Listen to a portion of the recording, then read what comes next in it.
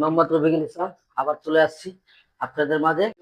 17 নম্বর পর্ব ভিডিও, আবারও 3টি স্টেপ শিখতে পারবেন। 4 5 6 7 8 1 2 3 4 5 6 7 8 1 2 3 4 5 6 7 8।